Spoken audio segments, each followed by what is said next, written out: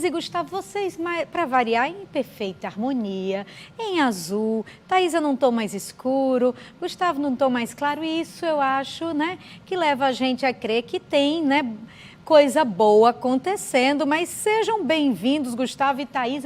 E eu quero começar perguntando a vocês a respeito do senador Stephenson. Ele disse, eu estou analisando, eu ainda não sei, eu ainda não posso nem dizer que eu sou pré-candidato, mas o partido dele disse, não. Vai ter um pré-candidato ao governo, sim. E aí, quem será se o senador ainda não sabe se vai ser ou não candidato?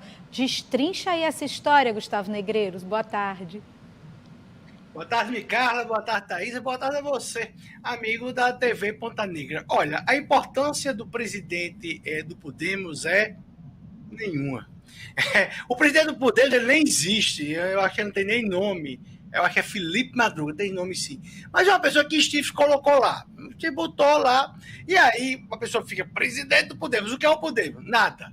Porque o Podemos é só o Stephenson Valentim. Não tem mais outra pessoa, não tem nada. E aí o cara diz, eu sou presidente, aí vamos dar entrevista, né? E ele disse isso aí numa entrevista ao jornal Tribuna do Norte. Então ele, sabe, aí Steve descaracterizou, disse, olha, Steve fez igual a Ezequiel, quem fala por Steve é apenas Stephenson.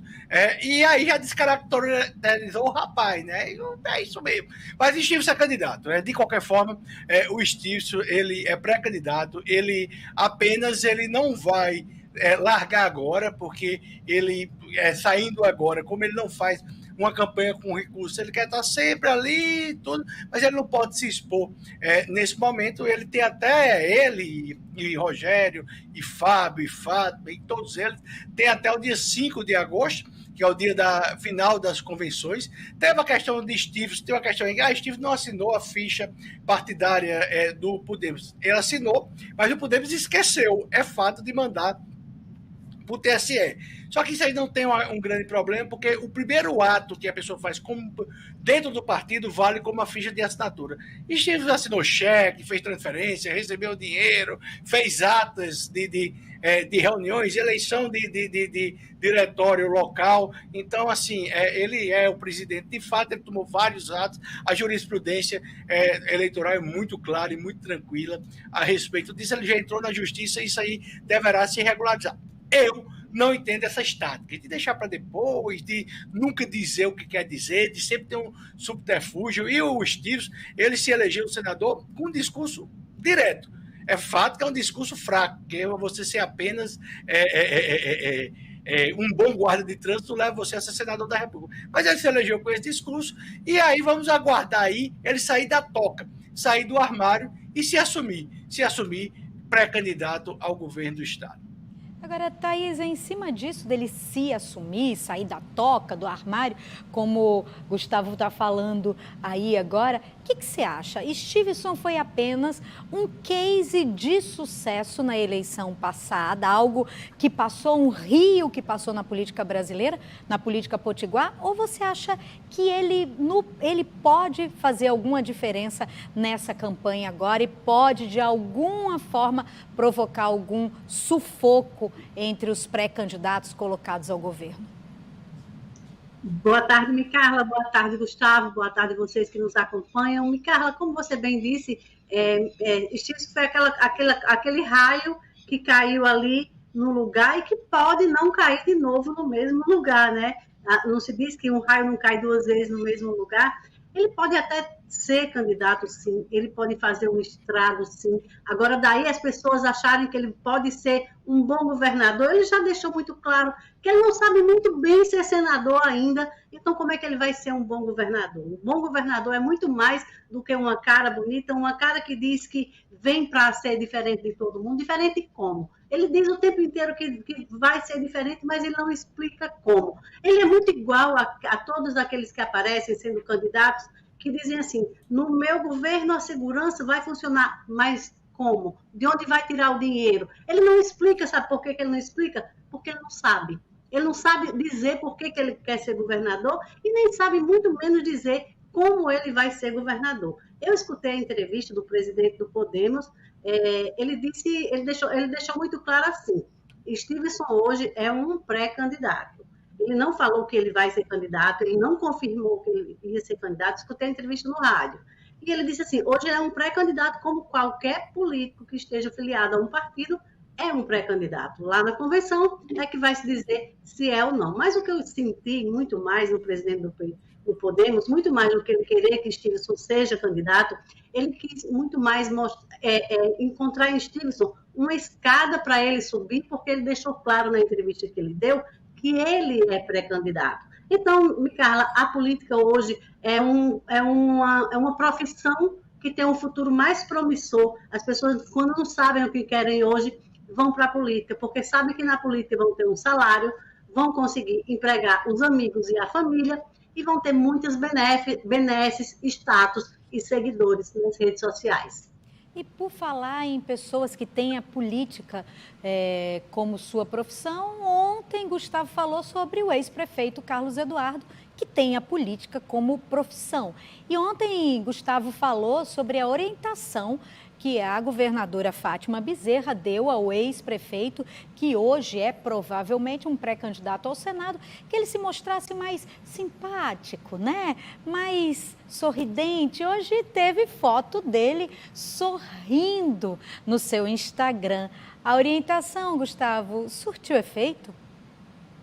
Surtiu, Carla. Ele está bem mandado, deixou de ser líder para passar a ser liderado e, pelo jeito, dessa vez, ele obedeceu à governadora Fátima Bezerra. Eu confesso a você que, quando abri a foto, eu não reconhecia. Eu disse, quem é essa figura alegre e sorridente aqui no Instagram? Não era Antenor Roberto, era Carlos Eduardo. Carlos Eduardo já foi Carlos Eduardo Alves, daí ele rompe com a família e passa a chamar Carlos Eduardo. Depois ele agora, há pouco, virou camarada Carlos, porque passou a ser comunista, esquerdista, amigo íntimo de Antenor Roberto, tudo camarada Carlos. Mas ele hoje amanheceu Carlinhos. Ele amanheceu Carlinhos porque se transformou, numa hora para outra, numa figura simpática. Falar em figura simpática, ontem eu entrevistei o risonho e elegante vice-governador Antenor Roberto e fiquei muito impressionado. Eu fiquei muito impressionado com a religião Fátima Bezerra, a religião esquerda, a religião Lula, porque ele não criticou a governadora Fátima Bezerra e não tem escolhido. Ele botou para Lula. Eu disse, então, você tem alguma mágoa de Lula?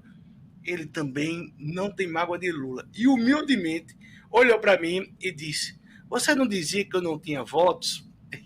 Mas ele, mesmo assim, ele ainda, o partido, ele não, porque os comunistas não têm coração. Inclusive, ele nega que teve uma crise de choro na governadoria. Mas ele não, o PCdoB quer ele primeiro suplente de Carlinhos, o camarada Carlos, porque ele disse que trouxe Carlos, e aí confessa-me, Carla e Thaisa, ele confessa que a vida de Carlos Eduardo foi para neutralizar o prefeito de Natal, Álvaro Dias. Isso aqui a gente já falou muitas vezes aqui na Ponta Negra, aqui nos nossos comentários, mas agora foi de forma oficial. O risonho e elegante vice-governador disse que trouxe Carlinhos para neutralizar o prefeito Álvaro Dias. Tá aí, Álvaro, o que você queria? Gente, não tem como não ficar... esses comentários de Gustavo, realmente, cada dia ele surpreende mais. Mas em cima disso, Thaisa Galvão, né, do sorridente Antenor querendo, né, se colocando aí como disponível para ser o primeiro suplente do senador Carlos Eduardo, mas já não tem a questão também do atual senador Jean Paul? Já não ofereceram esse lugar para ele?